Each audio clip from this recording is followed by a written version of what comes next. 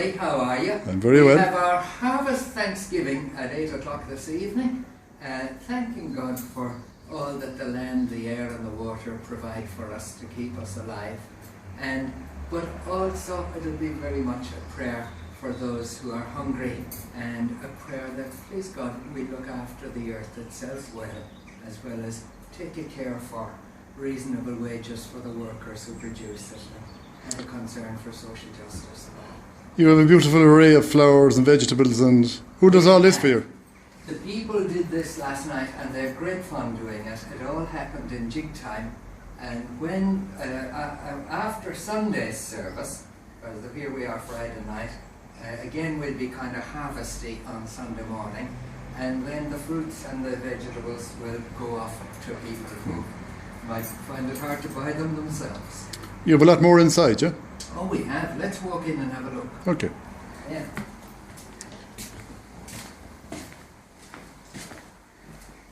Ah, yes, you can hear in the rest of the porch. God knows, I've never seen it so lovely. They excelled themselves this year.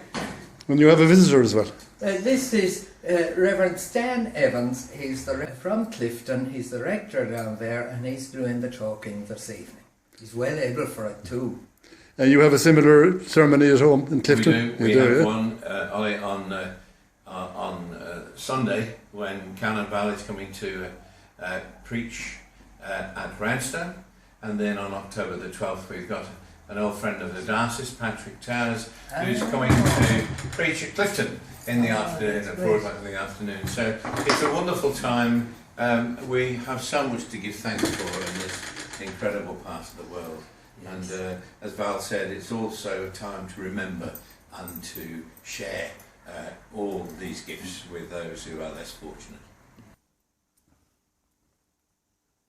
And how far back does this tradition go? Well, there have always been agricultural festivals in every culture and every religion. But I suspect that we lost contact with celebration of the land, and especially city people and town people lost contact in the Industrial Revolution, thinking of these islands now. This is less a problem in Ireland, but more so in Britain. But then the majority church here, the Catholic Church, where the people were still in touch with the land and with their food, they just didn't have an explicit service for it. So down in Cornwall in 1843, there was a resurgence of the practice of harvest festivals. And I'm glad it spread through the Anglican churches and then all the free churches, the Protestant churches. And now the Catholic community are beginning to take it on board more strongly as well.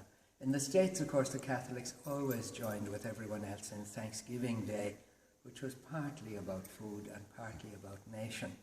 But here it's still about food and the land and the simplicities of the seasons and the rhythm of things. I'll tell you. Oh yeah, tell me when.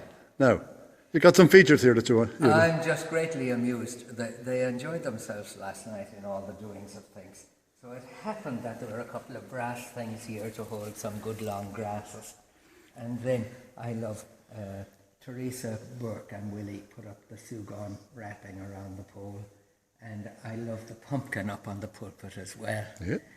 But you see some unexpected things in what the people brought in. I saw a coconut here this afternoon. Where is it gone now? Here it is. There's a coconut in there somewhere and a few nuts. And a totally wonderful display here. Absolutely, it's beautiful. And then the beautiful pampas grasses here beside the brass eagle just look really well. So you have a very active parishioners committee, obviously. Well, a lot of them got involved last night, anyhow. Will you be expecting a few Catholics to turn up tonight? They turn up, don't they? Yeah. They do. Yeah. There's always lovely support from St. Mary's. Dan Delaney is bringing over the St. Mary's choir to sing with us, and Mary Gallagher is coming with them to play the organ. So we're delighted and grateful. So you're going to have a bit of fun. We will have fun. And a bit of prayer. Fun and prayer, exactly. And maybe a bite of an apple. Oh, there's a hell of a good bite afterwards.